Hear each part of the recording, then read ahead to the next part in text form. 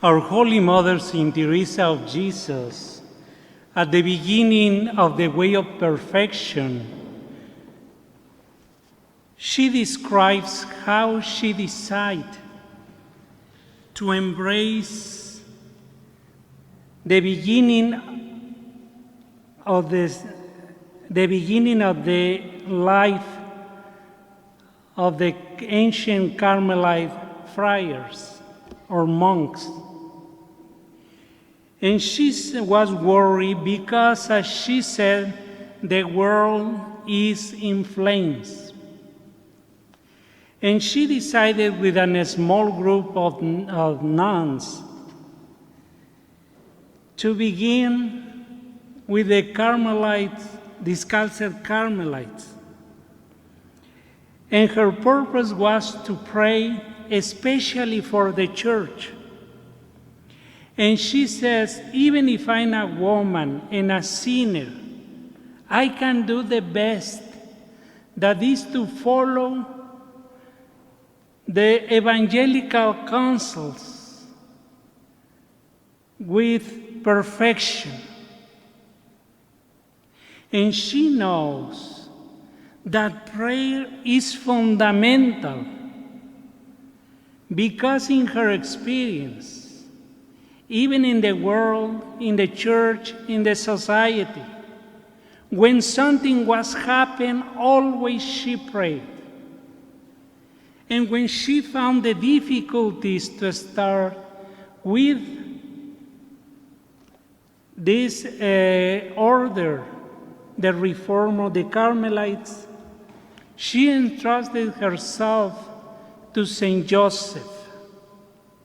And she embraced him as a protector.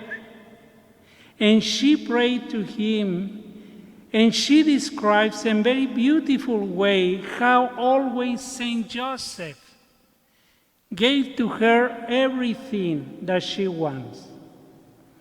For that reason, she encouraged always to pray to him. And for that reason, in all our Carmelite churches, and all the Carmelite monasteries of nuns, always is Saint Joseph at the entrance, because he is the protector. Today, our Holy Father encourages again to pray to him, especially to be united through the Holy Rosary at 2 p.m., 9 p.m., in Rome, to pray the Rosary and to pray to Saint Joseph for these struggles that we are suffering, that affected to every one of us in different ways. And as you know, as humans, we are worried for many things. We are worried about food, about bread, about milk, about water, but we need to think in God. We need to pray. We need to go to the sacrament of confession. We need to be afraid, because God never will abandon us. And we can see through all these years, for many, many centuries, something happened in the world. Wars, famine, many diseases, and we still here. It's not like God is punishing us as many things. It's because something good is coming. We need to be united. We need to be one family, became one in Him.